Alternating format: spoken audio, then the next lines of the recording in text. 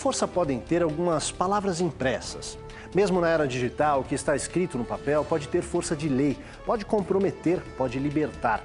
A palavra escrita pode perpetuar mentiras ou revelar verdades. Das folhas de um jornal aos livros de história, passando pelos documentos oficiais.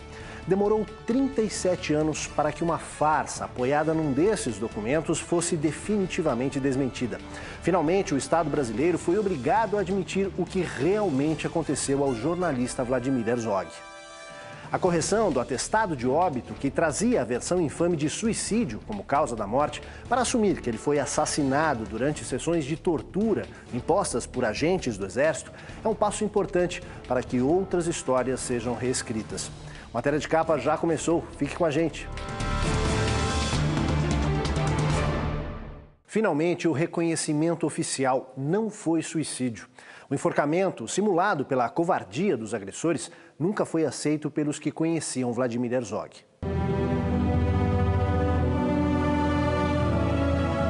O documento original atestava a farsa, morte por suicídio.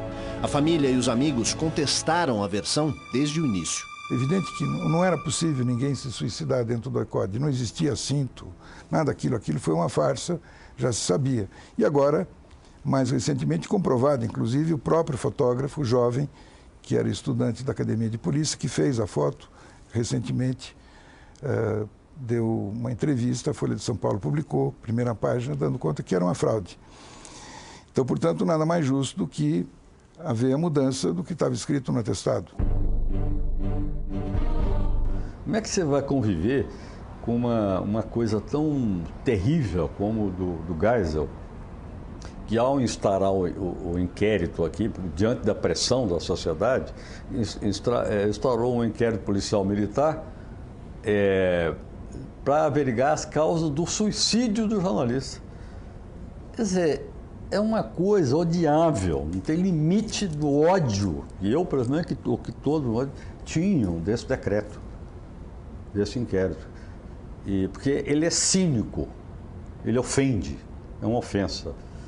E quando todo mundo sabia por que ele tinha morto, que ele foi morto, tá, e como foi morto na tortura. Então acho que isso aí, de certa forma, lava a alma. Uma das coisas que ajuda a gente a dizer que houve uma vitória nesse processo é que hoje a gente não tem que brigar com o Estado é nosso aliado. Então a gente quer que esse processo, essa colaboração, essa busca da verdade parta do Estado.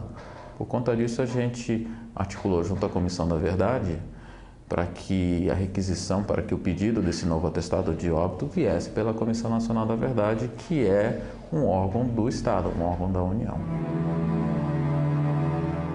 A decisão da Justiça abre caminho para que outros processos sejam revistos. Circunstâncias em que uma vida terminou, ela precisa ser esclarecida. Ainda que isso doa, isso já doeu décadas, mas agora é preciso botar um ponto final nisso e é preciso que a verdade se estabeleça. Não é um problema de vingança, é um problema de justiça. Ninguém quer revanchismo, nada, mas a gente quer saber tudo. E as famílias querem saber onde é que estão os seus mortos e também como é que foi que eles morreram. Isso é fundamental, é limpar a sociedade, ou senão nós vamos carregar esse peso negativo da história para o resto da vida. Na manhã do dia 25 de outubro de 1975, o então diretor de jornalismo da TV Cultura saiu de casa cedo, despediu-se da esposa com um beijo e seguiu à sede do Destacamento de Operações de Informações, em São Paulo. Lá deveria prestar esclarecimentos numa convocação feita por agentes do 2º Exército. Rua Tomás Carvalhal, 1030. Depois de se apresentar nas dependências do doicode, Vladimir Herzog passou ali suas últimas 7 horas de vida sob violenta tortura. A acusação era de militância no Partido Comunista Brasileiro. A foto que deveria sustentar a farsa era, na verdade, uma denúncia da armação. Seu corpo era sustentado pelo cinto que nenhum preso era autorizado a usar. O chão ao alcance dos pés. As pernas dobradas jamais permaneceriam assim, inertes, diante de uma situação real de enforcamento. A notícia da morte deu um novo impulso aos que resistiam. A morte do Vlado funcionou como um catalisador, como se fosse uma reação química. Então, ele deu vida a sociedade brasileira. O Vlado teve e terá a vida eterna, não apenas pela lembrança que se tem dele, mas a morte dele contribuiu para que o processo de conquista da democracia se acelerasse. Quando os jornalistas começam a ser presos e o Vlado é morto, há uma coisa inesperada, já inesperada. Aquilo é um choque terrível na sociedade, né? Eu acho que, acho que em grande parte, talvez seja uma das razões, a razão da repercussão. Quando teve a missa na catedral, alguns meses depois, foi uma manifestação pública de revolta e de sofrimento e de protesto, né? Que foram as pessoas, não foi um punhadinho de amigos, foi uma multidão de gente. Isso tudo tornou o Vlado vamos dizer, não mais que um divisor de águas, tornou o Vlado uma alavanca para derrubar o regime que derrubou a si próprio. O assassinato de Vladimir Herzog é parte de uma história que o país ainda não passou a limpo: os crimes cometidos pelo Estado brasileiro durante a ditadura militar. No começo dos anos 1960, o Brasil vivia uma instabilidade política. Era o governo de João Goulart. Com o aumento do custo de vida, greves e manifestações sociais se espalhavam. A esquerda avançava e o apoio aos militares surgia como alternativa para a parte da classe média que temia o socialismo. No dia 1º de abril de 1964, um golpe militar derrubou Jango.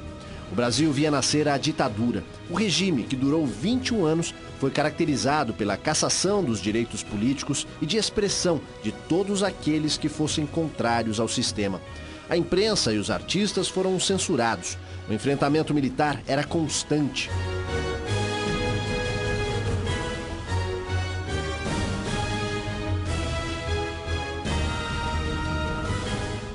Em cada redação, os jornalistas estavam calejados de receber notícias de suicídios, tiroteios, etc., como versões oficiais, e que era sabido por depoimentos de outros prisioneiros, etc., que não era, tinham sido mortos sob tortura. Em 1968, o Ato Institucional número 5 fechou o Congresso e garantiu poderes extraordinários ao presidente da República. As garantias constitucionais foram suspensas. Era o início do período mais repressivo da ditadura, os anos de chumbo. Na economia, a prosperidade aparente do chamado milagre econômico, na verdade, aumentou a concentração de renda no país e o endividamento externo. Até a seleção tricampeã do mundo na Copa de 1970 foi usada pelo ufanismo do regime.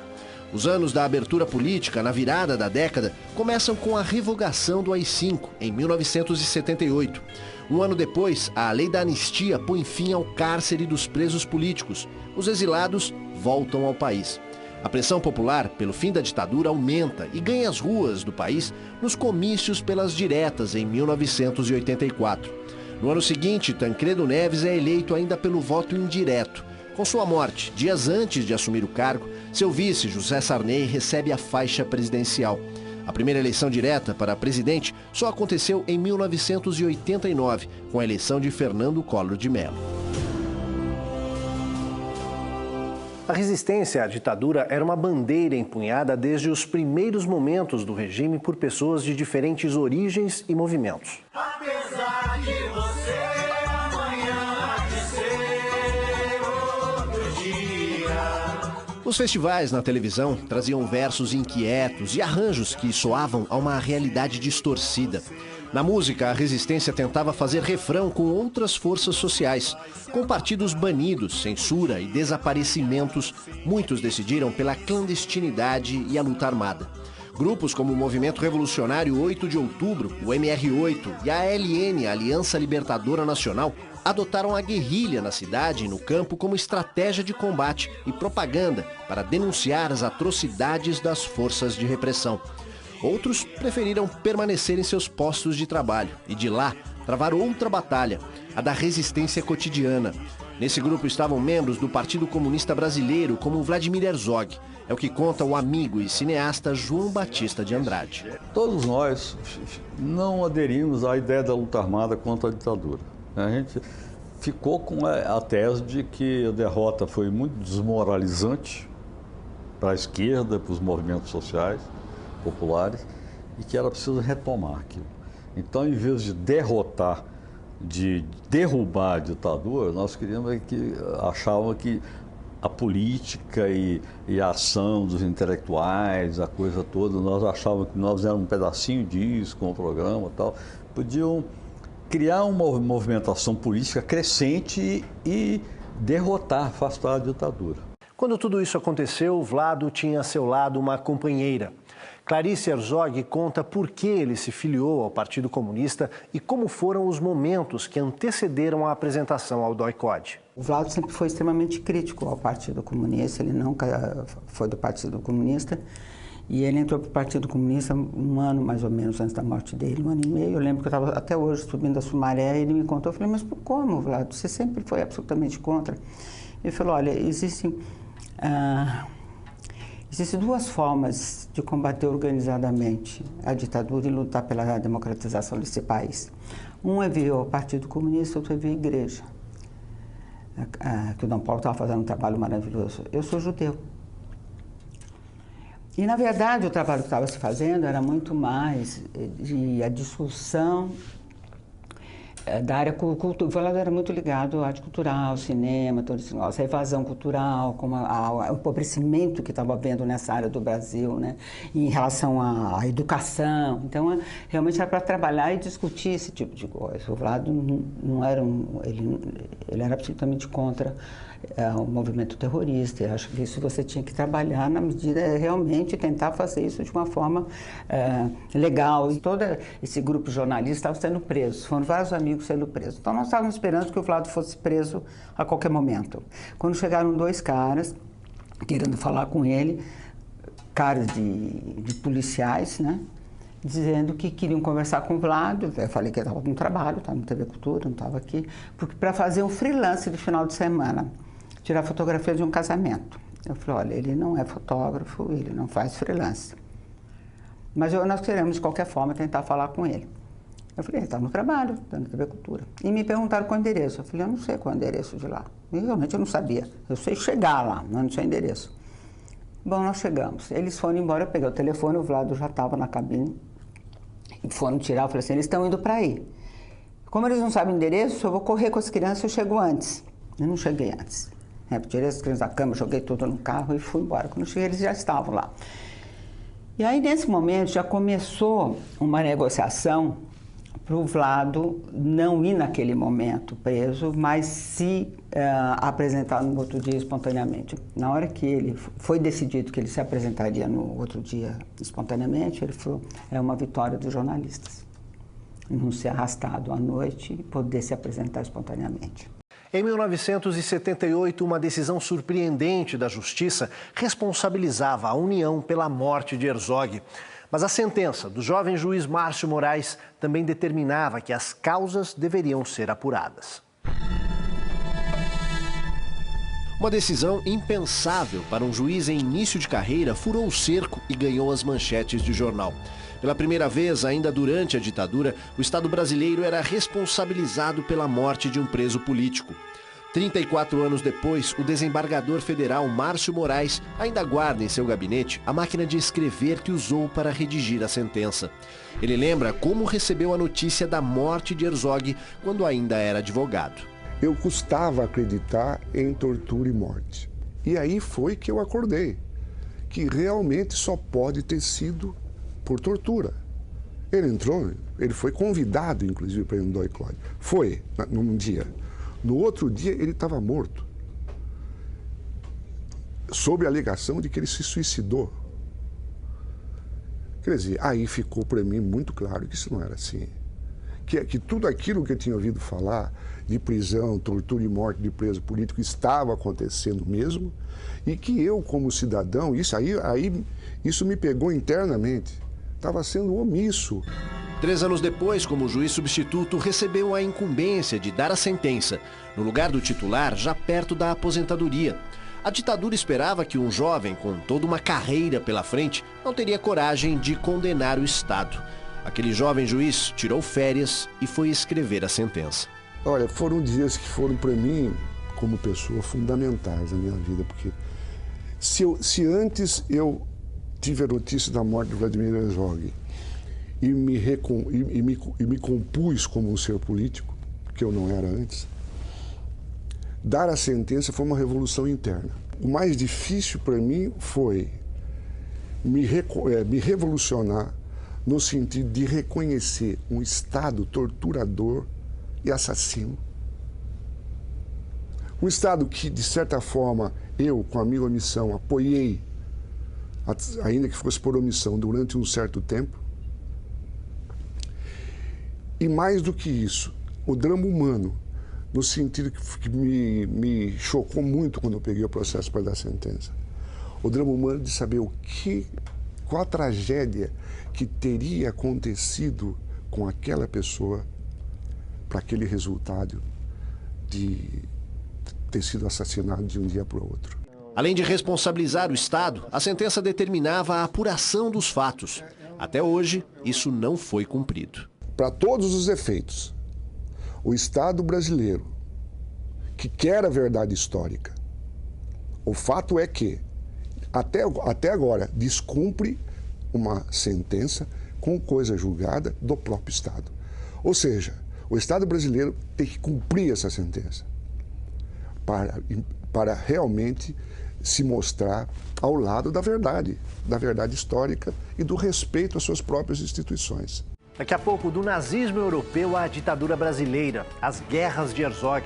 E mais, o dia a dia na redação com um colega difícil de dobrar. A gente volta já.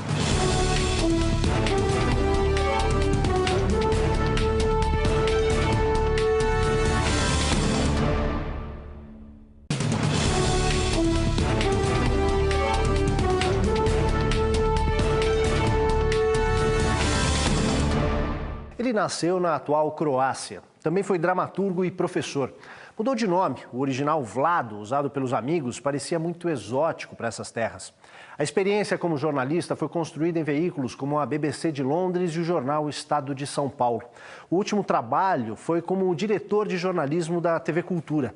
O primeiro na emissora foi comandar o telejornal Hora da Notícia, que tinha um repórter especial, o cineasta João Batista de Andrade. Na primeira montagem do programa da Hora da Notícia, na TV Cultura, o Vlado era editor, o Fernando Jordão era o diretor do programa e eu era o chamado repórter especial. E a gente não queria ser mártir de nada. Não queríamos fazer coisa lá para depois ser reprimido, dizer, a ditadura não reprimiu. Nós queríamos acertar. Nós queríamos que aquele programa tivesse significado para a sociedade. A exigência de qualidade dele, e que ele se cobrava dele e o que ele cobrava dos outros, era uma coisa de aplaudir em cena aberta. Não era uma pessoa preocupada só em produzir matérias, mas de entender o mundo, queria fazer cinema, era o sonho dele. Então, o Vlado é uma referência para as novas gerações. Ele já era multimídia numa época em que era muito difícil por conta dos equipamentos, porque ele fez cinema, fez fotografia, escreveu, editou. Ele chutava com os dois pés. Ele era herói num sentido mais geral, mais generoso da coisa. Isto é, exatamente a pessoa que se dedica a sua vida para mudar a sociedade e tentar eliminar a violência da própria sociedade. Então, eu acho que esse é o exemplo. E a repercussão da morte dele se deve muito a isso, a essa postura, sobre quem é o Vlado. Talvez fosse outra pessoa, não repercutiria tanto.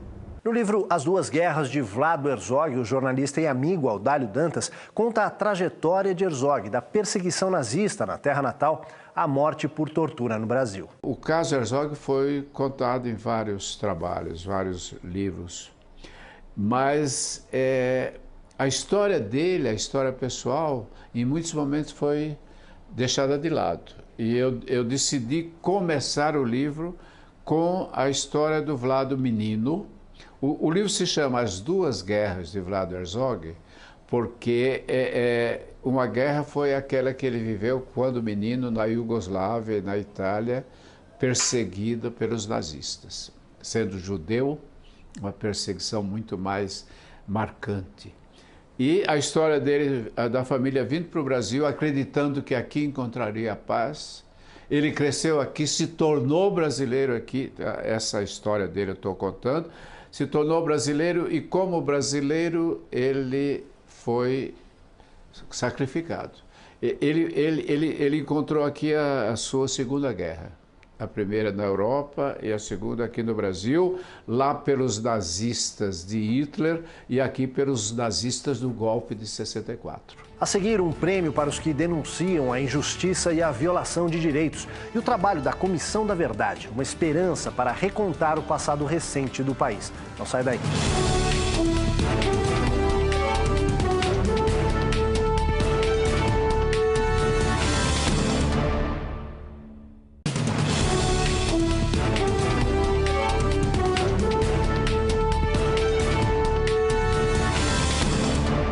Criado em 2009, o Instituto Vladimir Herzog tem por objetivo promover a reflexão e a produção de informação que garanta o direito à vida e à justiça.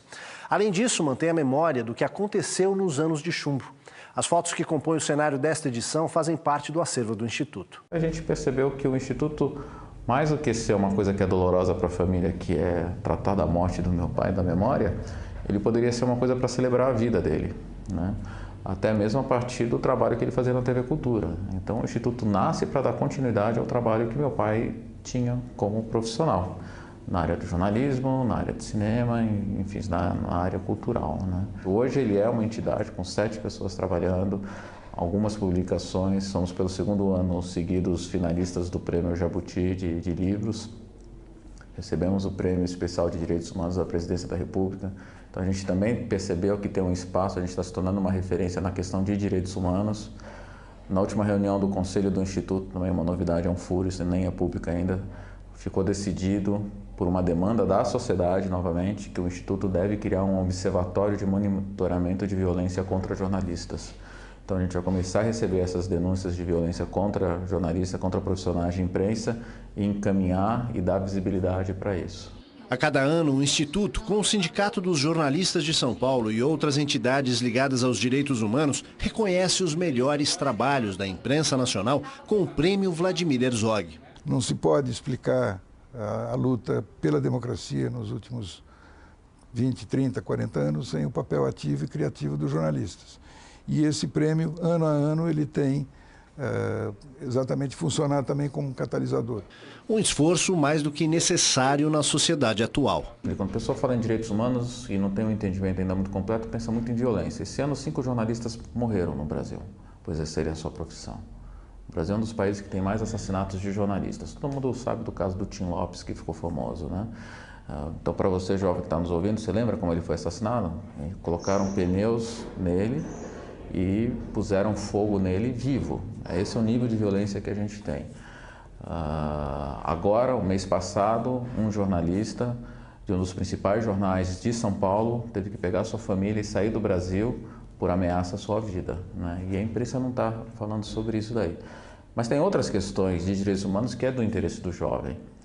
Então, por exemplo, questão de acordo com a Declaração dos Direitos Humanos, todo mundo tem direito à educação. Dentro desse tema, tem a questão das cotas raciais nas universidades. Qual é a importância dessas cotas raciais? Como é que isso vai influenciar no seu dia a dia? O que você pensa sobre isso? Ou vamos falar sobre uma outra questão que mexe com os jovens. Homofobia, questão de gênero, né? Toda essa violência que está tendo, né? O porquê esse ódio pelo diferente, né? Questão de moradia, a gente ainda vê N problemas, os incêndios nas favelas, as pessoas ficando na rua com um sofá, né? Violência policial, tema aqui em São Paulo, do nosso dia a dia, para o jovem que sai na rua, né? Vai para balada à noite, vai voltar à noite para casa, ele tem que ter mais medo do bandido ou da polícia. Um importante instrumento para garantir que essa e outras histórias sejam realmente contadas é a Comissão da Verdade. Ela deve investigar as violações contra os direitos humanos entre os anos de 1946 e 1988. A Comissão da Verdade teve um dom um pouco de calar um pouco essa oposição e criar um mínimo espaço de ação para a revelação da verdade, entre aspas. Da verdade, entre aspas, o que é? Não é a verdade absoluta, aquela coisa filosófica. Não, é saber o que aconteceu com as pessoas, onde elas se morreram, onde é que estão os desaparecidos, né? O que aconteceu com Rubens Paiva. Né? Foi torturado onde? Quem torturou? Para onde que foi? Como é que ele foi morto? Todos os boatos que existem sobre a morte dele, o que é verdade, o que não é. Tá certo? A família precisa saber disso e a sociedade também. Ele era um homem público. Então, acho que a Comissão da Verdade foi um salto muito importante. Existe uma ordem judicial do juiz Márcio Moraes, da época da sentença de 1978, que ordena a investigação sobre as circunstâncias da morte do meu pai. Essa ordem nunca foi contestada pela União. Então, ela transita em julgado. A cada dia que o Estado não investiga as circunstâncias da morte do meu pai, o Estado está cometendo mais um crime de não obedecer a uma ordem judicial. Então, essa ordem judicial, uma ordem judicial não tem decurso de prazo, né, essa coisa toda. Então, ela continua válida.